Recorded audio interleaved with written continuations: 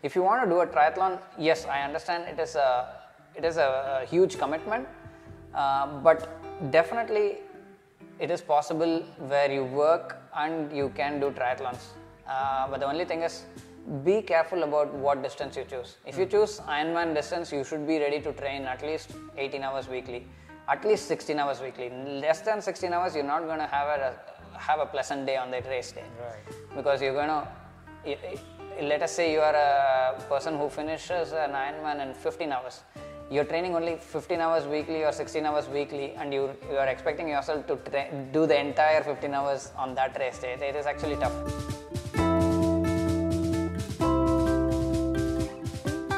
And then on the cycle, he was still faster. He was 3 minutes faster on the cycle as well. So total of 10 minutes ahead of me. But then on the run, he started cramping. I was going strong on the run. At the last 100 meter or so, I caught him up on the run. Okay. On the last 100 meter of Tonnur would be a climb to the finish line on the run. So he started cramping and he was actually falling down without any support. He was like totally locked up on his legs. So I went and I stopped and I caught him before he could fall down. Yeah. So the last 100 or 75 meter, we walked together and finished together. Wow. So we became joint winners.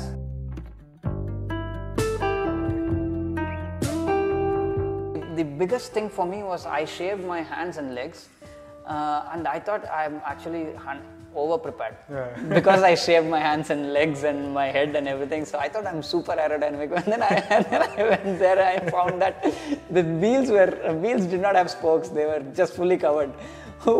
Disc wheels. Yeah, full disc wheels. I was seriously shocked seeing all these things, and then I would just look at these bikes for a long time. I was there at the venue. Everyone would bring their bikes for mechanic and everything.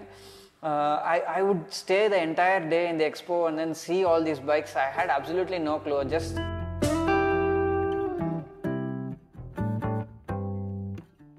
I am Baiki Venki and this is the Working Athlete Podcast. Here I talk to working athletes from all walks of life and experts from various sports to provide you with inspiration, training tips, time management and lifestyle advice.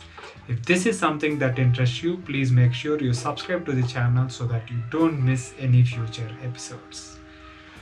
Today's guest, Raghul, is an Ironman triathlete and a triathlon coach. He is one of the earliest triathletes from Chennai and is one of the very few Indian triathletes who qualified to Kona Triathlon World Championships based on the performance ranking. In this episode, Raghul shares his endurance journey and the various learnings from both his successful and unsuccessful attempts at various triathlon events. He also touches upon some pacing and nutritional strategies that worked for him for triathlon. I hope you find this episode useful. Now let us get into my conversation with Raghul. Hi Raghul, welcome to the Working Athlete Podcast. It's a pleasure having you on the show. It's my pleasure too. It's been a long time. I've been watching your videos and podcasts. It's been a good thing. Someone started in India, so it's nice. Yeah, thanks. It's my pleasure too. Thank you. So Raghul, let's start by talking about what is work for you. Okay, so I'm a triathlete and I became a full-time triathlete back in 2015. Before that, I've been doing some triathlons, but quit my job in 2015, which was earlier software. After that, I started coaching people for running, and then I started coaching people for triathlon later, 2016, 17 times. And then it was interesting for me because there was no one here, or maybe not anyone in Tamil Nadu, and in India there were only very few coaches and very few triathletes as well. Now the sport has picked up really well, so this is my full-time work now. Yeah, super. And let's take a step back and talk about your relationship with sport as a kid, growing up, the schooling, college and stuff. Okay, so during childhood I was not a big sports person, but I was always on the street, to be frank. I was always on the street playing something or the other, playing cricket, playing Coco in school, playing something or the other, but not really a concentrated one sport concentration, nothing like that. In college, there was a little bit of running every day. That was compulsory for us as I did marine engineering in college. Okay. So it was an everyday routine for us, running and then a little bit of strength training as well. So that was something that kindled a little bit of interest in me, running distances between 2 and 5 kilometer. And I used to run 5 kilometer races in college. That was also part of the college curriculum. So that was interesting for me. So after I finished college, then gradually I started trekking and outdoor activities, and then that's how I got into the sport. Okay. So after college, did you immediately start working, or how did that phase go? So there was a phase where I worked as a marine engineer.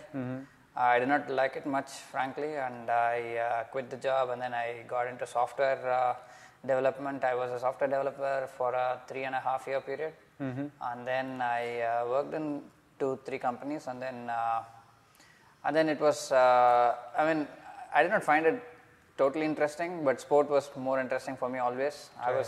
I was doing a lot of things like swimming, cycling every day. That was more interesting, and then running was always there. So I thought, okay, it was time, and then I decided one day that I would quit, and then Right. Yeah. Excellent. So when it comes to you said you were running quite regularly in college, 5Ks, 10Ks and stuff. But when did swimming and cycling got into the picture? How did cycling come into your life? Cycling, actually triathlon was the first thing, not cycling. No. Okay. So I started in 2012. I used to trek with Chennai Trekking Club often, like every weekend or almost every weekend, 3 weekends a month in 2012. And then in 2012, there was a triathlon organized in Chennai by Chennai Trekking Club. So that was the first time I tried as a cycle thing. Before that, I did not even try any cycling event and all. So directly it was triathlon, in which cycle was a part of that. Right. So it was actually interesting. Triathlon was more interesting than running for me. And then a few more triathlons in Chennai and few more triathlons outside of Chennai. And then I went international after that. Okay. So when you started trekking with the Chennai Trekking Club and got it into triathlon through them, they organized the triathlon as well in Chennai, right? So what were the events that you were participating in? What was your first triathlon event? The first triathlon distance was a sprint, and it was organized in a swimming pool. Okay. And there was 750 meter swimming and 20 cycling and 5 kilometer running, where actually the 750 meter swimming was a huge struggle for me. I completed within 45 minutes, which was too slow. Every 50 meter was 5 minutes for me, because I would rest 4 minutes after swimming 50 meter. Okay. Yeah, I would swim a minute. The 50 meter I would go in one breath, and then it would be a huge struggle between the laps. So I figured I was very, very poor in swimming. And then on the cycle was okay. Cycle was a bit okay. 20 kilometer was not a long distance, so it was just quick. But then the run was a struggle, because running after swimming and cycling was the first time, and then 5 kilometer took a long time. So I did not walk, but it was still not easy for me to jog through. It was not running exactly; it was slow running. And then the end of it was actually very satisfying to finish something like a triathlon. And I did not know what a triathlon was the day before that. Right. On that day, I knew what was a triathlon, what disciplines and what distance and what order.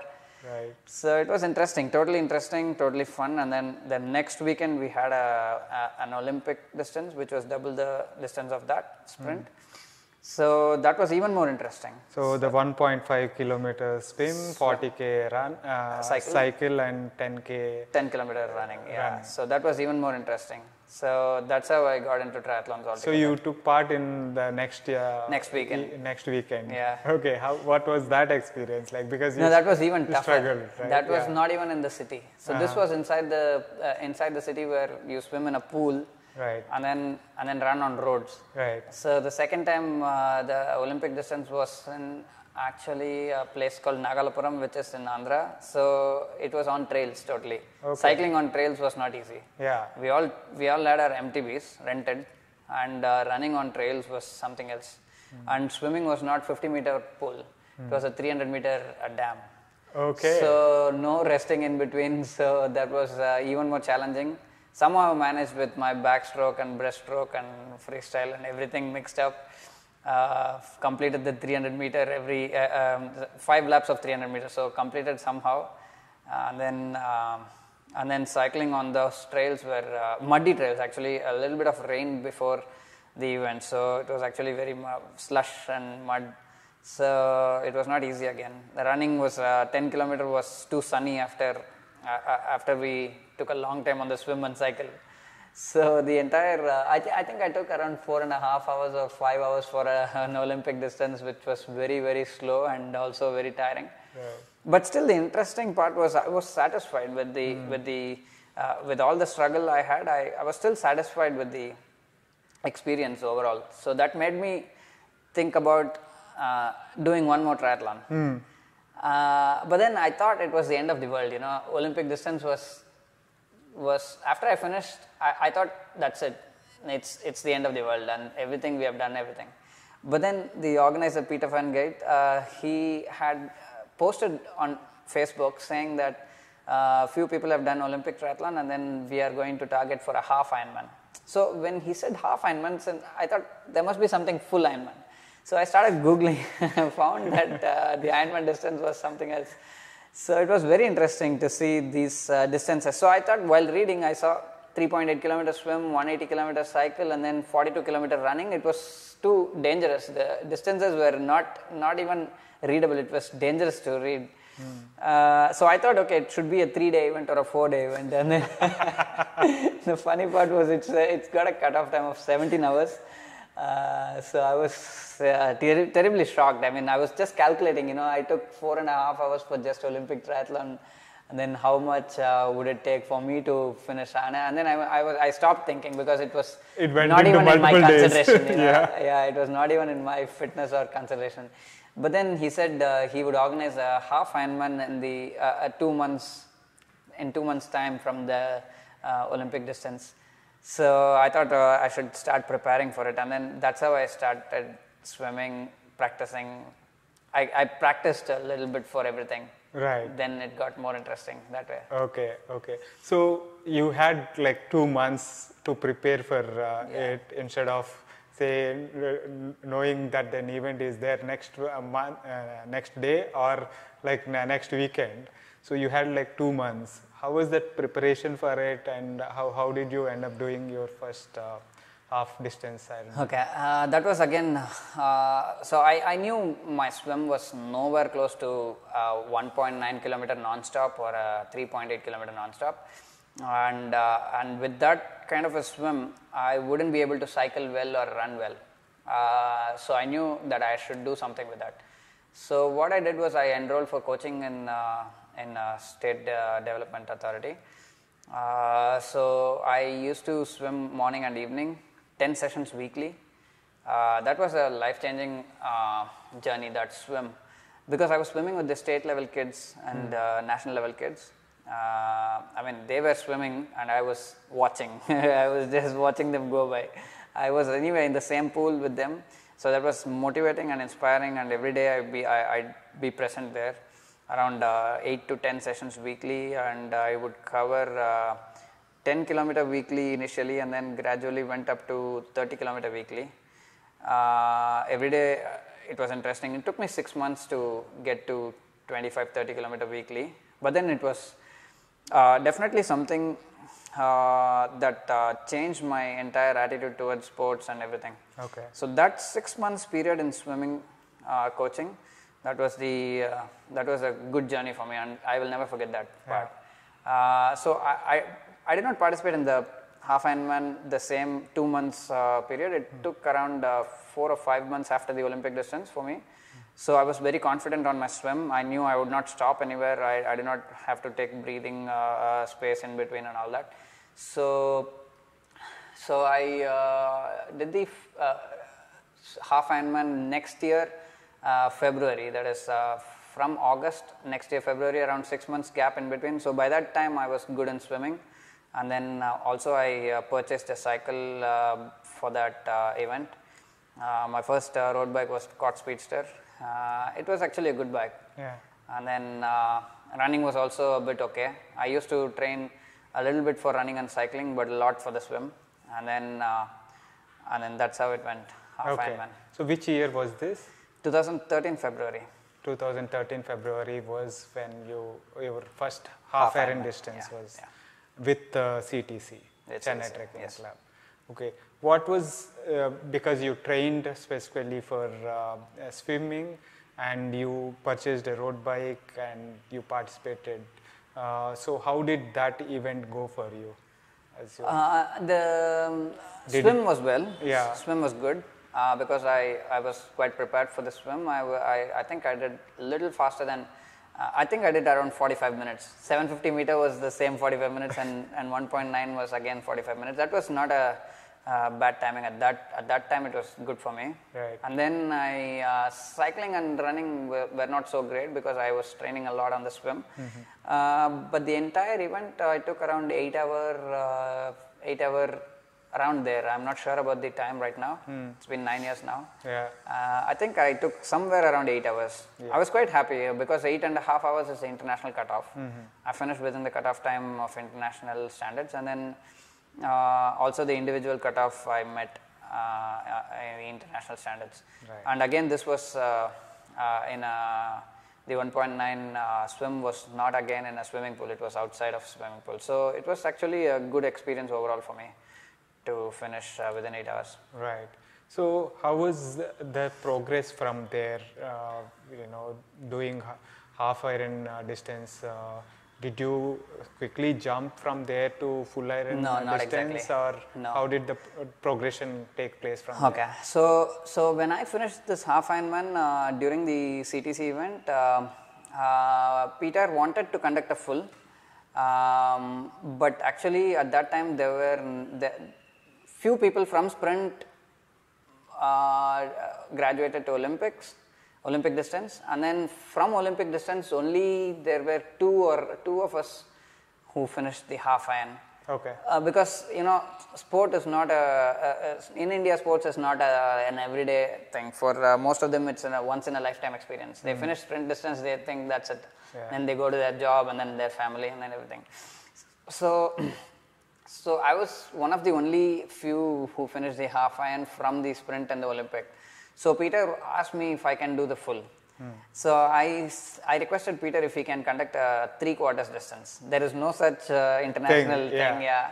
So Peter was thinking about it, and he said he should be able to do that. And then when I did the 3/4, of course he did the event for me, but then there were a lot of other participants. So we again swam in a swimming pool because we did not get some permissions and all that. So we swam in a swimming pool, but I swam really fast there. I did not even stop anywhere, kept on lapping, and then 3.4, so 3/4 event was around 2.9 kilometers swimming, and then we had a 135 bike, and we had a 32 run. Right. So 31 or 32 runs. So it was a long event for me. I took a long time. I took around 12 to 13 hours or maybe even 13.5 hours. But it was a sunny day and somehow we finished it. And then Peter was very happy because I was the only one who finished within the cutoff time of what would be an international cutoff calculated, extrapolated or interpolated from half and full distance. Right. So the others who finished were a little beyond the cutoff, but still Peter was happy about it because he could conduct a full, because there would be at least one finisher within the cutoff time, right? So after that he conducted another half, I think, or maybe from 3/4 I did another half, and then again full was at the end of 2013. That was December 2013. Okay. Because December the weather is good in Chennai. Right. So we did the full distance in 2013, but that was a very long event for me. I finished, I took around 17 hours and 10 minutes or 17 hours 5 minutes, which was a little slower than the international cutoff. Yeah. International cutoff is usually 17 hours. 17 right? hours, but depends on the venue also. Sometimes the race organizers would say 16 hours, but never beyond 17 hours. Really? Yeah, so I was slower than the international cutoff. That was mainly because of my mistake. I did not have much experience in all these things. So 2 weeks before the event, I finished a full marathon. Okay. I ran a full marathon just 2 weeks before that. 42-kilometer running is not a good idea. Yeah. So I was gradually developing knee issues, IT band and all that. So probably that was the reason for my... So because, as part of the full distance Ironman, you have to run a full marathon. Yeah. You wanted to test Yes, exactly. it. And if you are just able 2 to weeks before the event I tested, which was a big mistake. Right.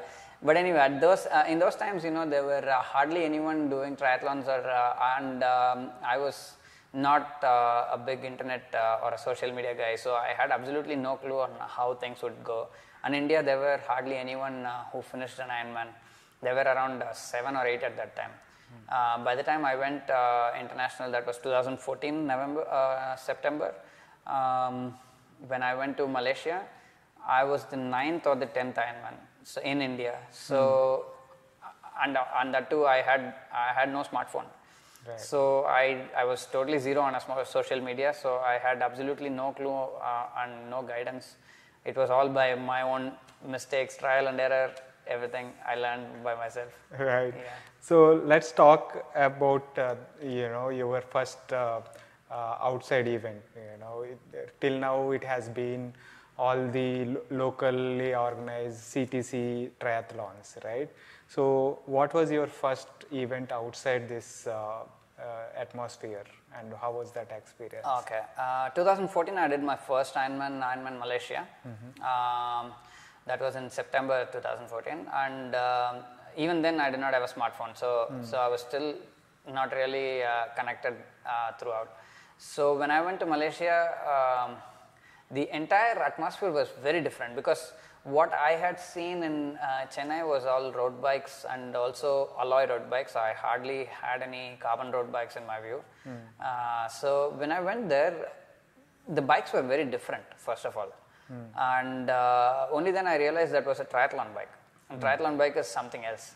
The entire geometry, everything was different, and the way in which they would be seated would be too different. And those wheels, the ceramic wheels, when they move, they make noise. The bearings, that was actually something different. It was actually, that was music, but still I've never heard that music before. So ceramic bottom bracket, ceramic wheel hubs, and then the geometry of these triathlon bikes, and everything was different. The helmets were long. The aero helmet.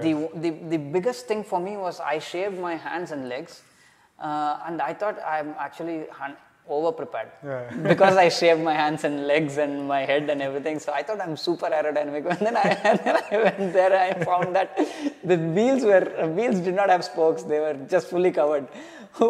Disc wheels. Yeah, full disc wheels. I was seriously shocked seeing all these things, and then I would just look at these bikes for a long time. I was there at the venue. Everyone would bring their bikes for mechanic and everything. I would stay the entire day in the expo and then see all these bikes. I had absolutely no clue, just seeing new brand names, and because all we had in Chennai was Scott and Cannondale, and I think Fuji, and maybe 2-3 other brands, and none of these brands were there. They were Argon 18 and Cervelo and a lot of bikes, all those big felt and everything was there, and I had absolutely no clue of what was happening there. But anyway, it was interesting to see, and I did not even take pictures of them. I did not have a smartphone, so it was all through my memory. But that was the atmosphere I was in. So I started talking to everyone. I learned a lot of things. I got a lot of contacts. From 2014, I still have some friends because because I did not have a phone, I was only verbal contact, So I still have some friends from 2014 and international friends, and then that's how it was in the entire 2014 event. Okay. So how did the event itself go? How did it executed? Yeah. So 3.8 kilometer swim was in the ocean. That was the first time I did an ocean swim that long. But it was anyway not a. It was in a controlled atmosphere, I would say. There were a lot of kayaks and everything. So 3.8 kilometer swim was tiring for me to go in an ocean, and then also there were a little bit of currents here and there, so it was different. It was slightly difficult, but I enjoyed it. The entire 3.8 kilometer, I still remember the first 3.8 kilometer on the sea. In the ocean, yeah. And then after the 3.8 kilometer, I started cycling. So all I had in my mind was, if I finish the 3.8 kilometer within the cutoff time, 2 hours 20 minutes was the swim cutoff, I would definitely finish, cycle and run. I knew, I was aware of that, but I took only 1 hour 24 minutes, so I was quite happy with the swim. Right. I finished well, and then I came out happily, and then started cycle too fast. So that's the usual mistake that we all do, start cycling too fast. And Malaysia course was not easy because it was hot, and September was not a good time in Malaysia, very hot time. And then also the course is a hilly island which is called Langkawi. So the first loop, 90 kilometer, was I think I cycled a little fast, which took me 3 hours. Still slow compared to others, but I think at that time for me your it was level too fast. It was fast. Yeah, because I had absolutely no advantage on my cycle, because it was an alloy wheel, alloy frame, road bike, and the aero bar that I had was just a piece of a metal rod. There was not even a cushion to hold it. Yeah. I had a metal plate on the aero pads, the elbow pads. Wow. So it was all against me. But then I enjoyed the first 3 hours. The second 3 hours, the entire game changed. It was very tiring because I did not know I should consume nutrition on the ride. All I had was the 8 stations that they offered, and some gels, some electrolyte drink that they offered, and the second 90 kilometer loop was a tough one. I struggled really, and then it took me around 4 hours, I think, on the second 90 kilometers. So I think I took around 7 hours, or somewhere a little faster than 7 hours. The 42 kilometer run was not so easy, because already I was out on the cycle. I was cramping here and there, right. And then on the run it was a struggle. But still, I had only one thing in my mind: I would not walk, because triathlon is running. Right. For me, I always keep that in my mind. I don't like walking in a triathlon. So I ran. Whenever I ran, I moved forward only by running. But sometimes I would be all out, so I would stop and rest and again run. So it took me a long time. I think I took around 5 hours to finish the marathon. It was very slow. The entire event took me around 15 hours. Okay. Still a couple of hours faster than the cutoff. Yeah, I was very happy. Yeah. At the end of the day, I was very happy. I thought it should be one great time. But then looking at the finishers first winner's time, it was around 8 hours and 15 minutes or 20 minutes. So I was just wondering, we were just half, they almost double the speed of winners. So anyway, but that was my first Ironman. I was around 9th or 10th Ironman in India, and then first from Tamil Nadu and all that. I was a little happy to look at some things around my finish.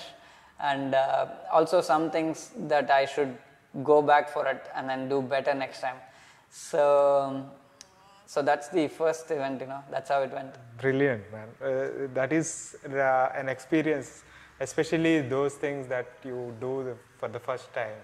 First time outside India, first official Ironman, the experience itself, looking at all those different bikes, the completely new exposure, right? All the elite athletes looking at their bikes, looking at the way they conduct themselves, the way they do the things at transition, nutrition, Exactly. and all that, right? So you would note that, and they kind of stay with you. Yeah, So, exactly. Great. So coming from there, what were your next few years? What did they look like? From the second year was 2015 second Ironman was again in Malaysia. I was not actually prepared for it, but I wanted to do another Ironman, and then I was just thinking where to go, where to do, and all that. But quickly I decided that I would go again to Malaysia, and then it was just a spontaneous decision. I did not prepare much, but I expected a lot out of myself without much preparation. That was again a big mistake.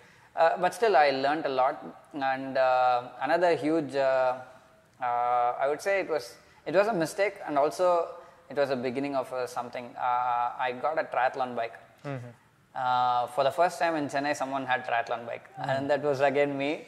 So I got the Argon 18, which was a second hand anyway. So when I got the Argon 18 bike, I was alien in Chennai, because when I went to Malaysia, I was looking at those bikes in a different way. People in Chennai could not understand what was happening. This was something new for them. But I had only 6 hours of total training on this bike. I went to the event directly on this bike. It was a painful day on the triathlon bike. Triathlon bike is not so easy for a 180 kilometer distance, right? Because it is drastically different in terms of geometry and the position and everything. Yeah. So you would need to spend a lot of time getting used to it. Yeah, exactly. Yeah. So even the bullhorn position, the position was tough for me, not let alone the aero bar. Right. So the first half was again fast, but slowly I started developing back pain even in the first half. The second half was disastrous. It was too tough. Right. And again on the nutrition part, I did not do exactly good nutrition, but it was better than the first event. I learned a little bit, but not exactly how the nutrition should be. In triathlon, it should be like a buffet on the cycle. You keep eating a lot of food and carbohydrates, so that you don't have anything required and run. So again, that was a big mistake for me on the second Ironman. But still, it was another experience for me. I learned a lot of things again on the second Ironman. I ran a little faster than the first Ironman. That was again a hot day in Malaysia, and that too running along the coast. And by the end of the day, it was 13 hours 53 or 57 minutes. 1 hour faster than around 1 hour 5 minutes faster.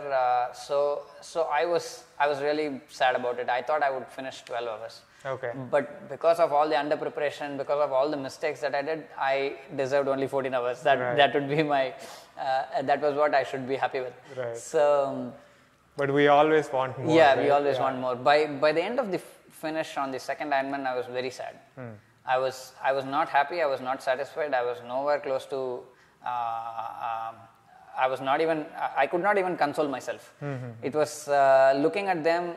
People were happy. You know, the happy people at the finish line will be the end fellows. You know, they are very happy to finish. I was seeing a lot of happy people around me, but I was so sad because it was my second experience and I was too bad again. So then I decided it should be either sports or work. Then I quit the work part. So that's when I quit my job. The second Ironman was a life-changing event. Also, there was a T-shirt which I saw which said, "It is not a triathlon, it's life, Ironman." So I purchased that T-shirt and then I really made that true. So I quit my software job by the end of second Ironman. 2016, I started getting guidance from my coach. A little bit to go deeper into that. So that when you said that you were quite sad, unconsolable at the end of that triathlon, because you were more than an hour faster than your first one. Still, why were you so sad? No, I was expecting a little bit of. So see, in my mind, I was an experienced triathlete, which was not true. In my mind, I was an experienced triathlete. I was just overconfident, but I thought I was confident. I did not know I was overconfident. Looking at that now, at retrospective, if I think about it, I was too much of a rookie still. But I thought at that time. You were 2 years into your triathlon journey. Just 2 years into an Ironman distance, and at that time I think 13 hours 53 minutes was not bad, and even without any guidance, till then I did not have any kind of guidance. It was all my own training. I thought it should be always a long distance practice. Had little idea about intervals. I used to do intervals, but it was all over the place. I would decide that tomorrow I would run so much distance or so fast and whatever the intervals would be, but then end up cycling a little bit. The entire plan would be different. From what I planned, the actuals would be very different. So I did not prepare well, honestly. Right. But in my mind, I was an experienced triathlete. 2 years is a good experience time, is what I thought at that time. So that made me sad. But looking at that right now, if I think about it, I had absolutely no guidance. So I did a good time. 13:53 was still not bad, actually. Yeah. So that's how. Yeah. And then you came back. That kind of sadness and that feeling of wanting more from yourself, and looking at that quote of "This is not triathlon, this is life," made you quit the job and decide to take that jump into taking sport full time and giving your best. And you were saying that you employed a coach, and so how did that journey go from there? So in 2015, again, the second Ironman where I stayed was a professional triathlete. She is my coach even now. So she was a winner of Ironman South Africa, and she was an ex-Olympian. Athens Olympics 2004. So she's done a lot of triathlons, and her entire life has been triathlon. Right from childhood, she was a good swimmer, national level swimmer. And then what's her name again? Lucy Zelenkova. So she was right next to my room in the resort I stayed. So I met her, I spoke to her. The entire 7-day period in Malaysia was a lot of time with her, and I learned. I had absolutely no clue about triathlon. I learned that about myself when I saw her. And she was actually 7th overall in the female during that event. So it was too much of knowledge from her. And she wouldn't say anything about herself unless you ask. And even if you ask, she would be modest about herself. So I figured there was little to zero knowledge I had, and then when I looked at her, and then I still did not hire her as a coach. And after I got home, I was training myself for 3 months. I was not getting anywhere. I was the same at that same level. So I messaged her through WhatsApp. I got a smartphone after that 2015 event. So I messaged her. I spoke to her on phone, and then she was ready to train me. Even now she's training me, and it's always been new. Every day I would see a session from her. It would be interesting and something new. So that's how I started getting into the experience part of myself. Right. From 2016 March or somewhere around April, I started training with her. From then onwards, it was just different. Right. Triathlon was different before that. After that, it was very different. So the last 6 years has been under her guidance. And so what was your first event after you started coaching with her, and how did that experience go? So the first event was Tonur. Tonur, and I think Tonur or maybe Chennai Half-Ironman. In Tonur, I was we were joint winners. 2 of us finished together. That was a very funny experience, actually. If you know Vignan. Yeah. Vignan, okay. Vignan Rajabutani from Hyderabad. Yeah, Rajabutani. So Vignan was actually very fast in swimming, and I was not so fast. I was like 7 minutes slow on the swim. And then on the cycle, he was still faster. He was 3 minutes faster on the cycle as well. So total of 10 minutes ahead of me. But then on the run, he started cramping. I was going strong on the run. At the last 100 meter or so, I caught him up on the run. Okay. On the last 100 meter of Tonnur would be a climb to the finish line on the run. So he started cramping and he was actually falling down without any support. He was like totally locked up on his legs. So I went and I stopped and I caught him before he could fall down. Yeah. So the last 100 or 75 meter, we walked together and finished together. Wow. So we became joint winners. That was the first event after training with Lucy Zelenkova, and then there was this one thing that I'm curious about. What made you, he's a competitor in a race. What made you stop and help him cross the finish he was just 10 meter ahead of me. By the time I was running too fast because it was the last 200, 300 meter of the event. So I was running super fast. I wanted to give my everything. And he was also trying. He was looking back and running and everything was going on. Just 10 meter to cross him, he was just about falling down. I had absolutely no clue what was happening. I just caught him. I did not know what to do because he was just falling literally down. I did not cross him at that time. It was 70 or 80 meter before the finish. So he fell down, or he was halfway through there. I caught him. He did not fall down because I caught him. And then there were 2-3 others who were volunteers, and then we just walked. He could not even walk. We just walked together. His arms were around my shoulder, and then we were just walking together. My question is, you could have easily won in that scenario. So I don't know. Maybe at that time it was the spontaneous thing for me was to not let someone fall down rather than winning. Very good. So it was very different. That entire event was actually funny thing was his timing chip was 3 milliseconds or microseconds faster than me on the finish. So they gave him first place. But then he awarded the gold medal to me, and I gave him the silver medal to him, and then we shared the prize money. It was actually 10,000 for the winner and 8,000 for the second. So we shared 9,000 each. So it was entirely awesome, man. That's the true sportsmanship from both sides. Very good. It was nice. And Anubhav Karmakar was third on that day. And then Chennai event was again another funny event because I swam too fast. I was actually the fastest swimmer out in Chennai, and then I cycled fast. I ran like 10 kilometers ahead of everyone else. So I think I finished around 5:30 or 5:45 on the half-Ironman. So by that time in 2016, I was getting faster.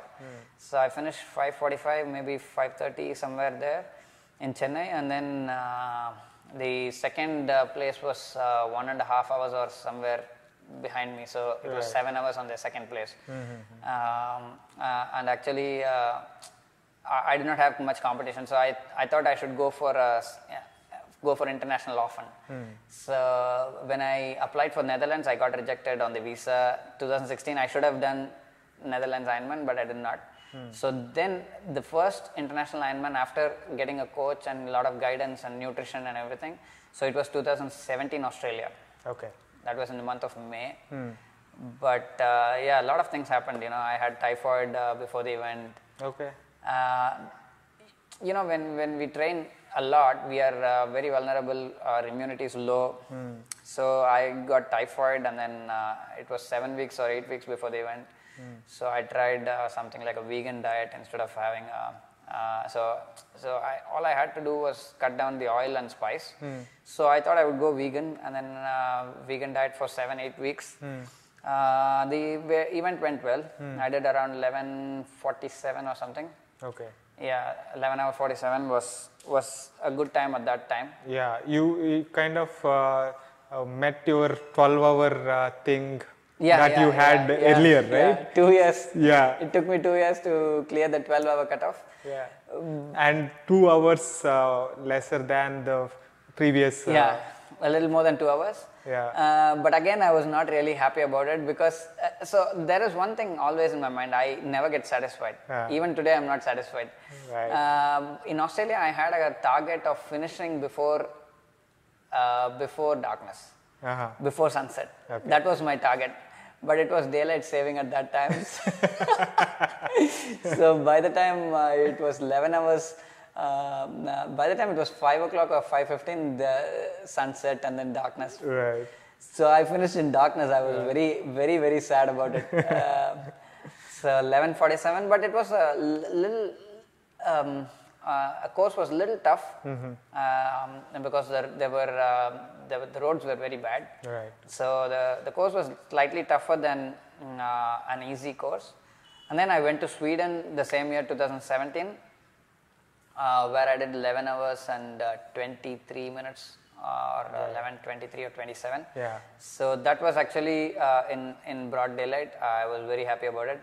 So finally I got some target met.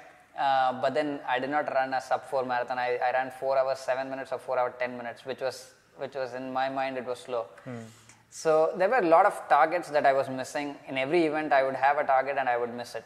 Right. I wanted a sub-11 in Sweden and I wanted a sub-4 in the same Sweden, but I did not meet both. But at least I got the daylight part. Right. And then 2018 was the breakthrough for me. I did Ironman South Africa in the month of March or April. I went to South Africa specifically because my coach was there. I trained with the team. The entire South African team was a strong team actually. They were somewhere else. I was just too slow for them. And 11:03, but at that time 11:03 was the Indian, Kaustubh Radkar was 11:03. And that was the fastest by from India. Okay. When I went to South Africa, I did not have it in my mind, but I wanted to do sub-11 somehow. And then I actually swam 1 hour 18 minutes, and then I cycled not bad because on the cycle my aero bar elbow pad, that broke actually. Oh, okay. My left hand side elbow pad broke while going over a speed bump, and that was actually the start of a bad cycle. The 20th or 30th kilometer somewhere there I broke the elbow pad. From there it was very poor aerodynamics for me. Somehow managed to finish in 6 hours the cycle part. The run, when I started cycling, when I started running, that was finish the cycle, enter into transition. I cramped heavy, my legs were locked and I fell down actually. Wow. Because I did something wrong on the cycle by getting down. So I fell along the cycle and they just lifted me, put me aside. So it was like the end for me. And there was 42 kilometers of running. Marathon is always a big thing. Marathon is the toughest part in any Ironman. So the entire marathon was ahead of me and I was like totally cramped up on my legs. But still I thought I'd do something. So I started running, my legs got loose again. And then I started really running fast. I did not note the speed and everything. But by the time I finished 41 kilometer, I just checked the time just to see where I am. I was around 10:51 or something. Okay. It was actually surprising to see even 10:50s. So I ran the last kilometer really fast and I finished 10 hours 57 minutes, which became the fastest from India at that time. So I think even now that is the fastest. I don't think anyone has gone faster than 10:57. Maybe some of Indian origin like Subramani Venkatesh is always the fastest in India. It's 9:53 I think. Correct. So from India it was the fastest. Right. That was one thing. But anyway, after South Africa, I went to Taiwan. There was a reduced swim. In 2018? In 2018, I went to Taiwan, which was a reduced swim because of a hurricane 200 kilometers away from the venue. The sea was pretty bad that day. Right. The entire current was very much against us. We couldn't have done 3.8 kilometers. It would have been impossible. So we just swam 500 meters around the bay.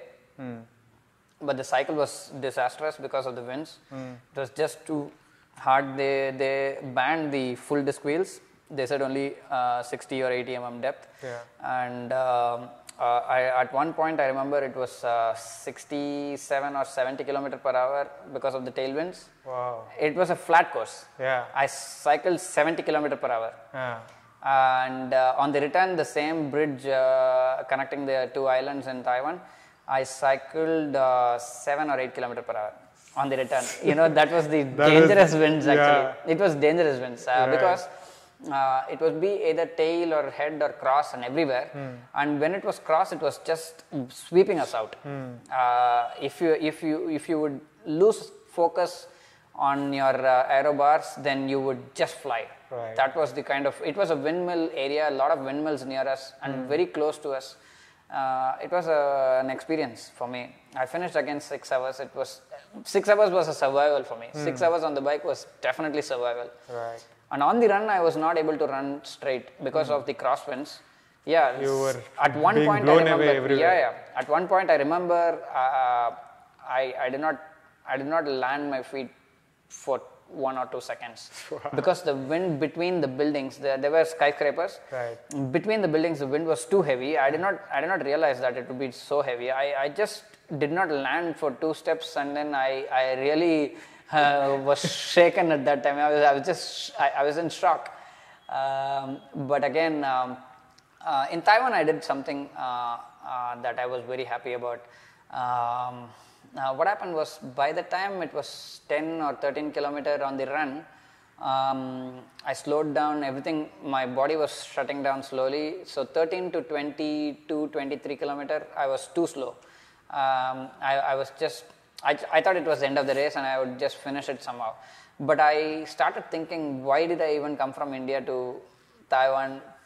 Was it just to slow down at the end? And then I started running really fast again. From 23, 25, again the last 15 or 17 kilometer was a good run for me. I ran really well. I was happy because I could pick it up.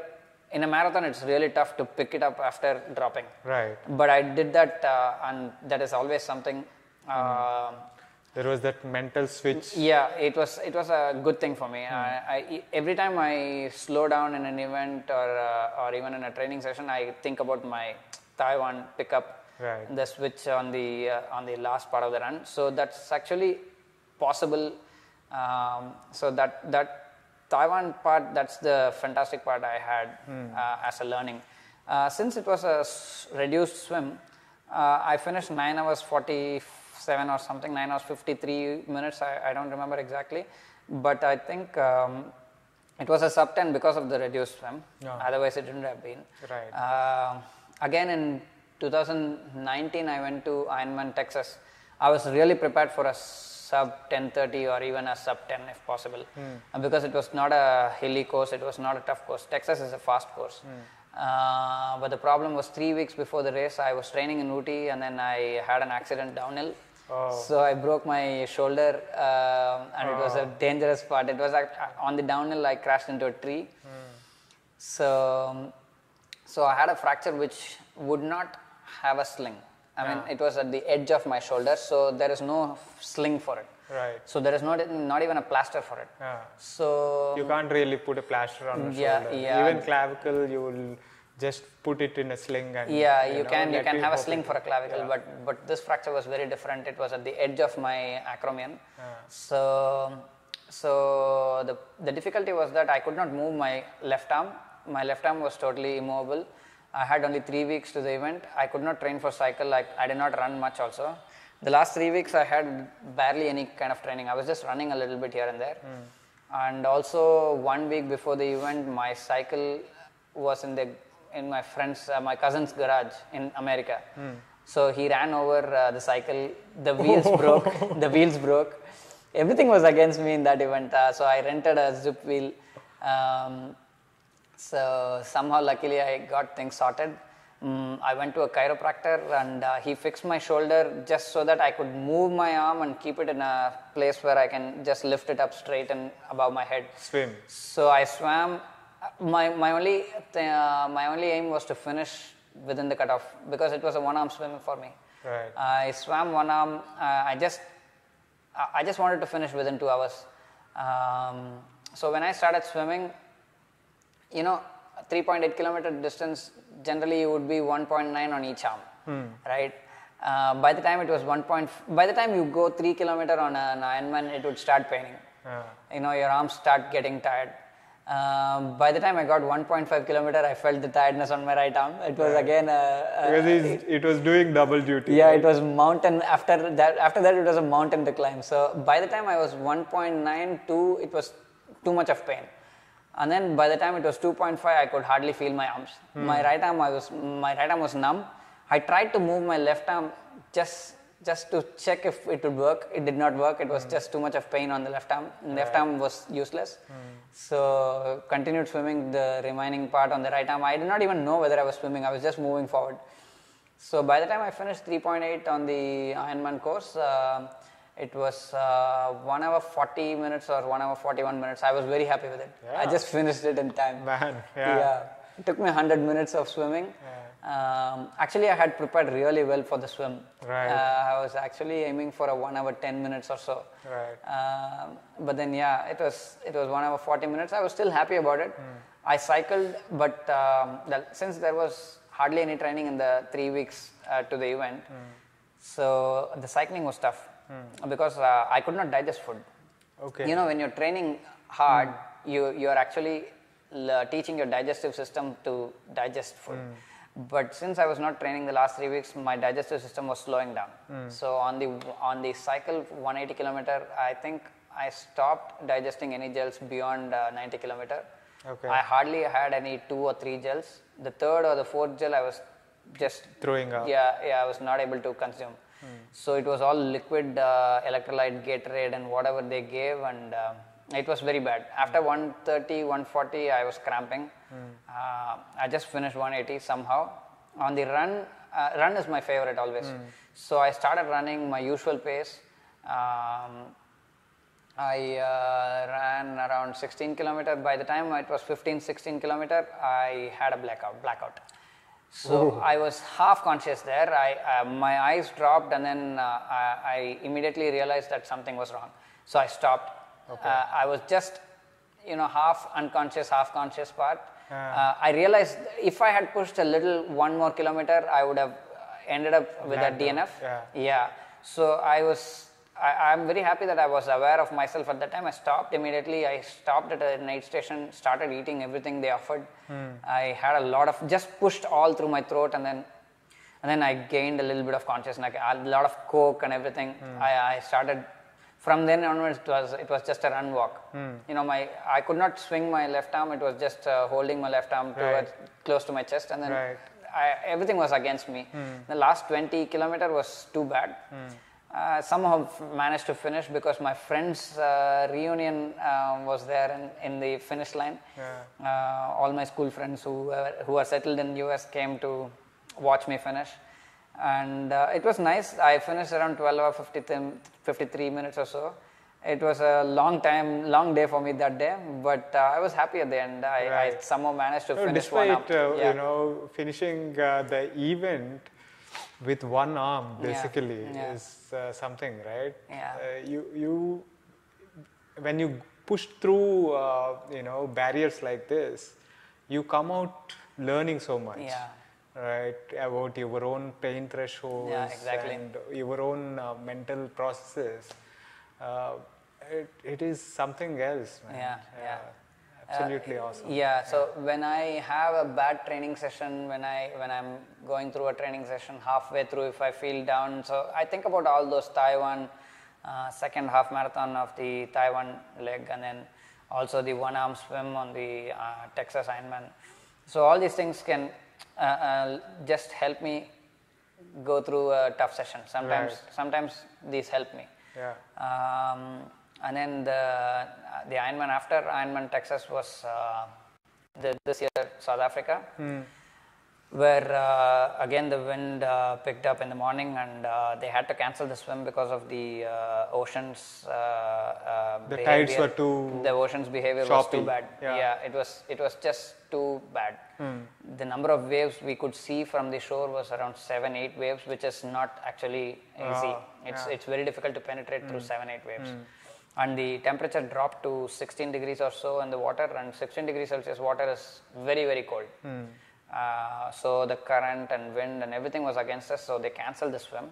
I was really sad that they cancelled the swim, but then the cycle, they started with cycle. It was too rainy at that time. It was heavily raining, and then a lot of winds. And South Africa course was also tougher this time compared to the 2018 South Africa Ironman. This time they made it tougher. The climbs would be higher. So the cycle part was actually tough. It was actually 1,600 meter climb and heavy winds and rain. So everything was against us. The visor would get wet, mist and everything. So we keep wiping it. And the winds were high, so while going downhill you have to be very careful with the winds trying to sweep you away. So actually the cycle part was 5 hours 41 minutes for me. This is my fastest cycle time, but still on a tough course. So by the time I finished cycle, I was just smashed. My legs were I couldn't feel my legs. It was too tough. Also, I had prepared for a good run. I had prepared for a good 3 hour 10 minute marathon, but then since I smashed myself on the cycle, my legs were tired. So I started running fast, and then I started slowing down, a lot of cramps, and I had to run through the cramps. I just kept running. By the time I finished, I was 9 hours 26 minutes because there was no swim. So 9 hours 26 minutes was actually, I was very, very, very unsatisfied. I was very unhappy about the entire race. But my coach was there. My coach told me, she was saying that was not a bad performance because the weather was very bad. Yeah, the conditions were very bad. I could not believe it, but I thought she was trying to, console me, and then I was very unhappy. My face would suggest that day. So she was saying, no, the performance was good because the weather was bad and everything, but I was just feeling bad. But the next day, actually, I saw that the ranking was good. And then a week or two later, I received an email from the Ironman body saying that I got qualified for the World Championship through the ranking. Kona is the World Championship. So actually, what she said was true. She was saying that because she checked all the ranking, comparatively my timing was actually not bad that day. That was a very bad day. I mean, the day started with rain and too heavy winds, and the entire day was like that. And suddenly it changed to sunny day on the run. The marathon was tougher with the sun. If it was raining, we could have had a cold run and it would have been nice. But it was all the way different. It was a sun coming out, and the entire day I was just, only one thing was in my mind: I should keep going. I did not want to stop anywhere. So I was just holding my entire mind together, my body together, and then that I think was the plus point. That day, a lot of people crumbled. A lot of people crumbled on the cycle. A lot of people crumbled on the run. I could see a lot of people, quitting. Quitting in the sense, not quitting the race entirely, but quitting their effort. But I was just keeping my effort up there. I just gave my everything. I could not walk for at least 4 days after that. So I gave my everything on that event. So by the end of the day, it was a good timing, comparatively. It's also a testament to the fact that timings don't always say the entire picture, exactly. The conditions, the course conditions, could be the weather conditions, all those factors. There will be hundreds of factors that contribute to that. Only you would know that. When you're in the event, only you would know that, because you can say that and people can't feel it really. So I knew that it was something terrible that day. The weather was very bad. The day was entirely bad. But somehow I managed to go through because my training was good. Building up to the event was really good. I had not any, every event I would have some problem or the other in my build-up. I had a typhoid, I had a broken shoulder, I had a hurricane in the Taiwan event. Something or the other would go wrong. But this event I was training well. My nutrition was not bad. Everything was good. I had a good plan on my nutrition. So I thought, also I got a new bike, Cervelo P5, it's a good fast bike. Right. So I thought that there is a possibility that I would get into Kona, but I was not really happy by the end of the day because of the timing, but the weather conditions and all those things actually mattered a lot, and the constant effort that I gave was very different, and it mattered a huge aspect, you know. Definitely. So you qualified for Kona, and you've been in the game of triathlon now for nearly 10 years, right? So how did you see the growth of triathlon in India over the years? What kind of changed and what remained the same? Okay, so when I entered into triathlon, I was just 9th or 10th Ironman, like I told you. In 2014, I finished Ironman, and it was 9th or 10th person to finish. But by the time it was 2017 or 18, I think around 50 to 100 of them were there. Right. Every year there would be this Malaysia event, which is close to India. A lot of people go to Malaysia every year. The second time I went to Malaysia, 2015, I had around 6 Indians next to me, or maybe 7, 8 Indians around me. And the next year, that was 2016, 2017, these 2 years had around 30, 40 Indians going to Ironman Malaysia, and all of them new people. And not only in those events, we had people participating in a lot of other countries also. I have seen at least now I think around 1,000, 2,000 Indians are Ironman, or even maybe more, I'm not sure. And there is no count nowadays, because every event you can see 1 or 2 Indians, and there are events where you see 20, 30 Indians, and half Ironman there is absolutely no numbers now. I think there are at least 5,000, 6,000 half Ironman. Right. So of all these years, triathlon has always been a beginner sport now. People are just trying to do a triathlon rather than compete in a triathlon. So I was right from the beginning, I wanted to get better and better. So when I qualified for this World Championship, there was no one from India actually, except for Subbu from outside of India. Subbu was the only one who got qualified. After that, it was myself, because there are few ways to get into Ironman World Championship, but by ranking only Subbu and myself. Subbu is the first Indian, but since he's not in India for at least 17 years now, so from India, I think I got it as the first person. But I think George Barrister, George Barrister ran the mile within 4 minutes. The first person to run a mile within 4 minutes. It was 1950s or something. So in those days, mile 4 minutes was impossible. Was considered to be impossible. But the day he finished 3:59, 3 minutes 59, the first mile, I think within a week or 2 weeks time, there were 7 others who finished a mile in 4 minutes. So actually he defied the impossible, and then people started following, and now 4-minute mile is every college race there would be a 4-minute mile. So I think this from India that I've got qualified, I think within a year or two I should see at least 5 to 10 people qualifying for Ironman World Championship, and triathlon would be seen in a different way from now. In India it was always just a completion.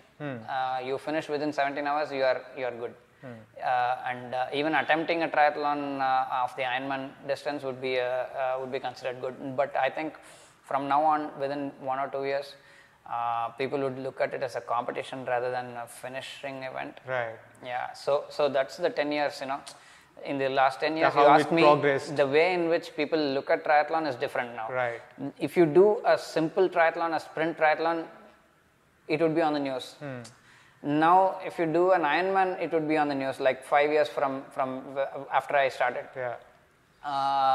After that, if you finish a second Ironman, third Ironman, then you would be looked at in a different way. But now if you finish within 11 hours, within 12 hours, that's when you will even get noticed. Right. You know? Yeah. Now there are so many people that that an Ironman would not be a talking point. I would say that timing would be a more, and from another year or two from now, only an Ironman World Championship qualification will be a talking point. Right. So this is the progress that I have seen in India.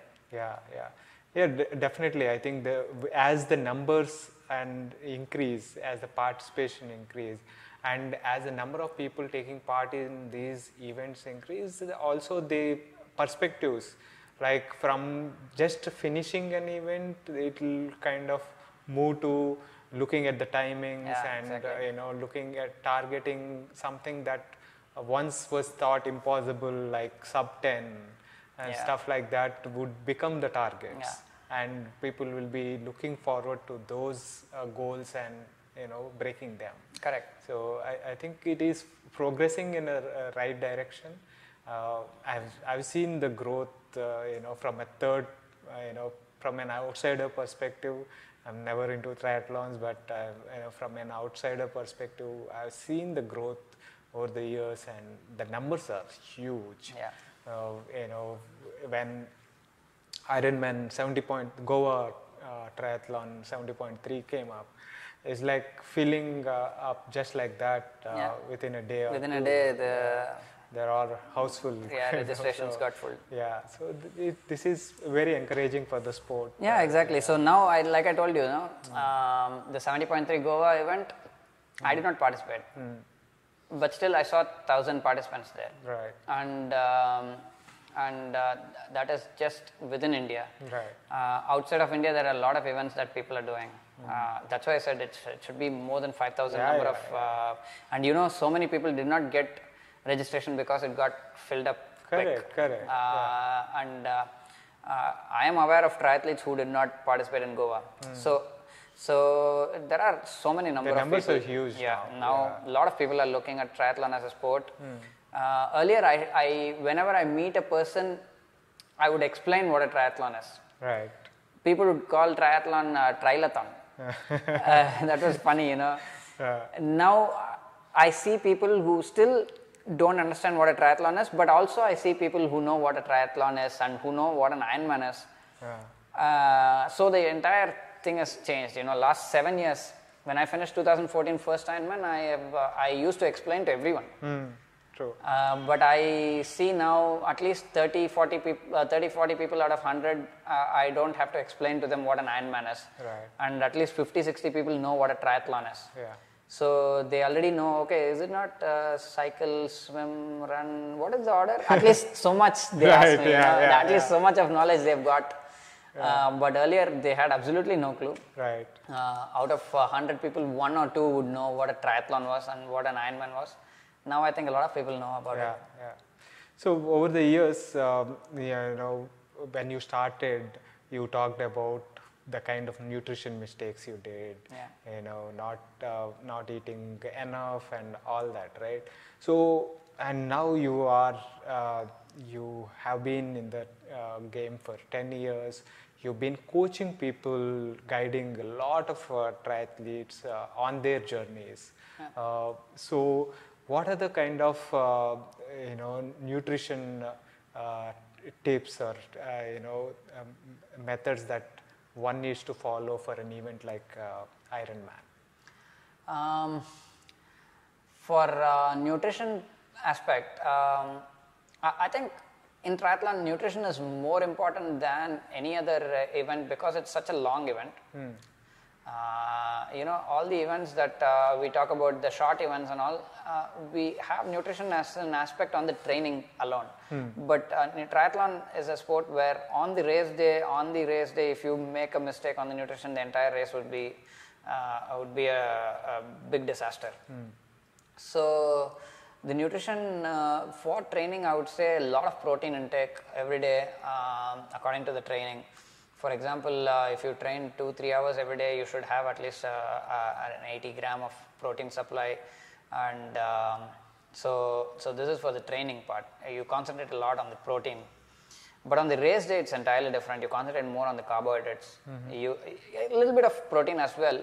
But then the race day nutrition starts right from your breakfast, or even the previous day. So the previous day you have the same amount of food you have for your hard training day. It is not that what you need on the taper day, but rather on a hard training day, whatever you have, that is what you have on the previous day, that much amount of food. And then the race day morning, again, breakfast should be at least 400-500 calories with a little bit of protein, with a little bit of carbohydrates, and a little bit of fat as well. It's not always carbohydrates. And then during the race, again, you should have as much as 1.2 grams of carbohydrates on the cycle. Okay. See, during the swim, we don't have anything. Just one gel before the race start, that's the swim nutrition. But after the swim, on the entire bike part, between 5 hours and 6 hours or maybe 7 hours of ride, you eat as much as possible.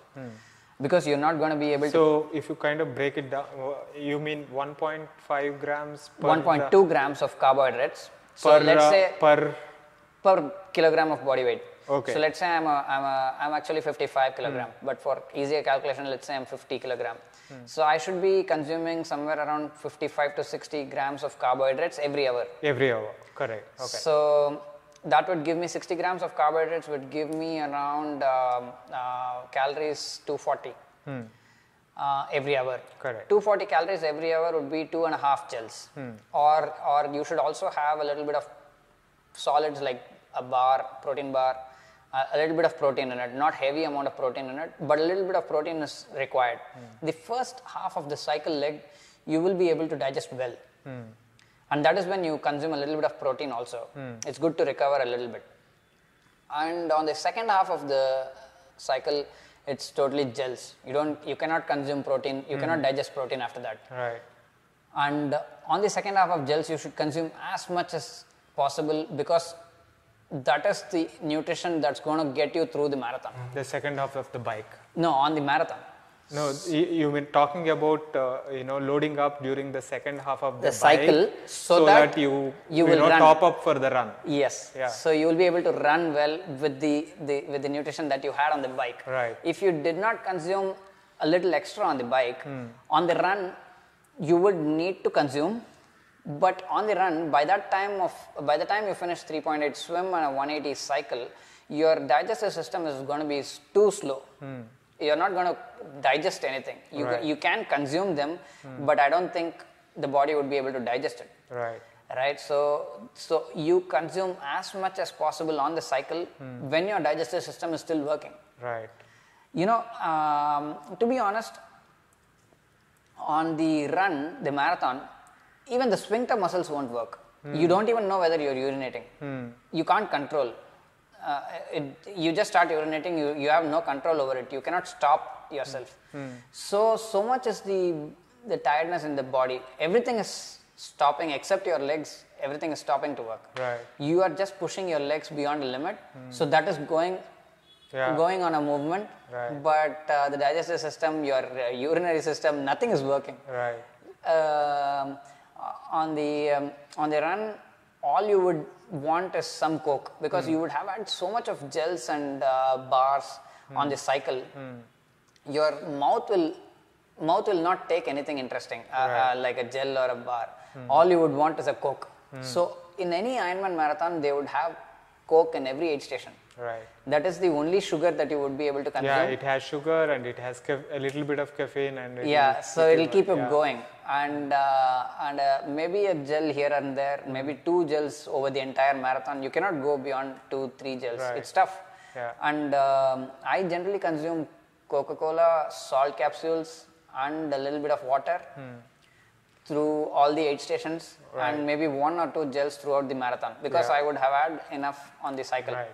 So, but having said all this, it is at the end of the day, the nutrition principles in these many grams of carbs for this much per kilogram of body weight and all that will be there, but you also have to practice this during training so that your body is able to absorb and Correct. and figure out what is working for the person. Yeah. And that. Yeah, so during training we should have tried consuming this amount of gels in one of the long rides, because the riding is the most important part. That's where you fuel, not on the run. Yeah. So on one of the long rides you try fueling yourself heavy amount of gels, see if you're able to digest it. Right. And there are lots of gels, nutrition brands. So you should know which brand works for you. So for example, some brands might not work for you. Right. For me, some of them don't work. Yeah.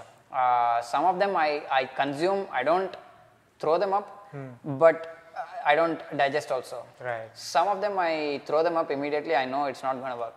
Some of them really work well for me, and I know for me which brand works. So you should know by trying out a few brands.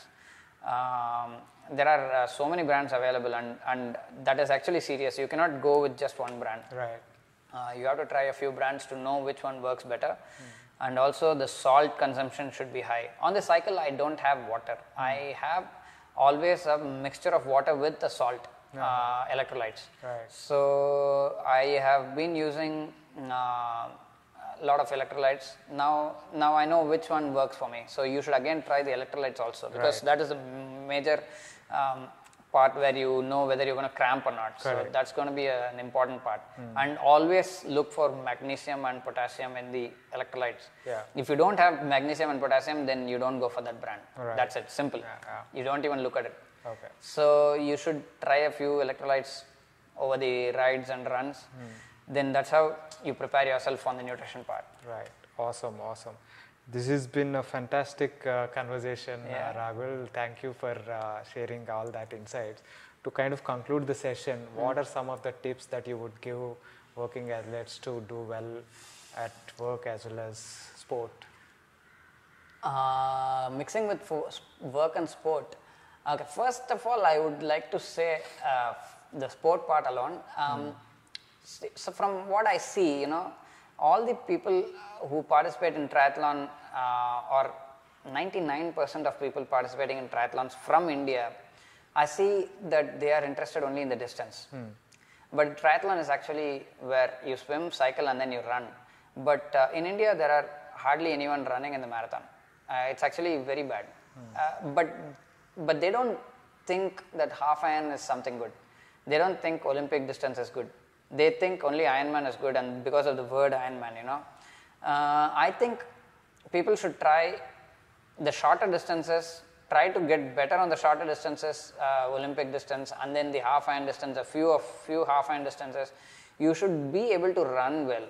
Otherwise, there is no point in finishing an Ironman. You do not run well. You do not run in the marathon, and definitely you're not going to be happy about it. But you will just be able to say that you're Ironman. Ultimately, you walked over the marathon. That is one part where I always stress people that they should graduate only from one distance to another, and after having a few experiences in all these distances before going to Ironman. And between work and life, work and sport, I'm not the best person to advise on this, because my work is entirely sports related. But still, recently I've been working on a lot of other things. So even now I'm able to manage around 20 hours of training weekly. It's actually, I've cut down my social life a lot because of that. I wake up sometimes 3:20 in the morning, cycle 4-5 hours, and then work a little extra during the day. So there is actually a possibility where people can still. So when I talk to people, they say it is only for people who are entirely dedicated to sports. It is not actually. What I've seen outside of India, that is South Africans, Europeans, they train 20-25 hours weekly and still go to work in their office. Right. It is actually possible. The only thing is we have a lot of disturbances in India where we have to watch TV every day. Without watching TV, your day doesn't end. This is a very bad idea. And also a lot of other things we get disturbed, diverted into. If you want to do a triathlon, yes, I understand it is a huge commitment, but definitely it is possible where you work and you can do triathlons. But the only thing is, be careful about what distance you choose. If you choose Ironman distance, you should be ready to train at least 18 hours weekly, at least 16 hours weekly. Less than 16 hours, you're not going to have a pleasant day on the race day. Right. Because you're going to, let us say you are a person who finishes an Ironman in 15 hours. You're training only 15 hours weekly or 16 hours weekly, and you are expecting yourself to do the entire 15 hours on that race day. It is actually tough. So you should choose the distance rather than. So based on what you are able to put in. Exactly. In terms of, I always when I take a person into my coaching, I ask them how many number of hours you can train. I've heard answers like I can train 30 hours. Training 23 hours, I get mentally tired. Right. It is not easy. Training 30 hours, they have absolutely no idea what. But okay, when they say 30 hours, I don't discourage them. I ask them, how many hours do you train now? They say 6 hours, 7 hours. When I ask them, when I say, okay, let's do it, and then when I build them up to 10 hours weekly, they say, I'm tired. So it is tough. Yeah, it is. They don't understand. There is a gap between our aspirations and our abilities. Yes, right? exactly. Yeah. People don't understand. So, but when they say 30 hours, I say, see, 30 hours is not a joke. I have trained up to 28 hours. 28 hours just put me in a mentally different place. Right. You don't know what is happening around you. I felt like I was a zombie for 4-5 weeks. I was training 28 hours weekly, and I was like, I had absolutely no idea what happened during those 5 weeks. Yeah. I was in a different place mentally and physically. So training 12 hours, 13 hours will get you tired because you're going to work the other part of the day. Right. So if you want to choose an Ironman, you should be really careful. You should be at a point where your work is not going to be a huge disturbance. If you're going to work 10 hours, 12 hours every day, then Ironman is not even in your area. Don't even go there. You can do half Ironman. Be happy with it. Right. Because half Ironman is not easy. Yeah. Ironman 70.3 is still a good distance. Right. You can become better at it. You can try 5 hours half Ironman. That is a good time to target. Instead of calling yourself a 15 hour, 16 hour Ironman, you can call yourself a 5 hour half Ironman, which is actually a way more precious and prestigious. And I think that's where people go wrong, Right. They don't choose exactly what to do. They just always think Ironman. And then they want to do it by training 10 hours weekly. Right. 10 hours weekly is not an Ironman. I'm really sorry to say that. Yeah. No, but that kind of reality check and kind of reconciliation of your priorities, your availability of hours, and the other commitments and everything is very important while choosing the goals, like you said. So excellent tips. Thanks again. Thank you for taking the time out and sharing your journey with the Working Athlete My podcast. pleasure. Always happy to bring more triathletes into the area where there were hardly anyone. Absolutely. I found no one around me earlier. Now there are so many people around me. Yeah. So I'm very happy. Super. Thank you. Thank you. It's been a pleasure. Thank you, Venki. That was my conversation with Raghul. I hope you enjoyed that. If you are enjoying these podcasts and are finding them useful, please consider supporting the podcast by subscribing to the channel on YouTube as well as on your favorite podcasting app. It really helps. Thanks again for your continuous support. See you next week with another guest.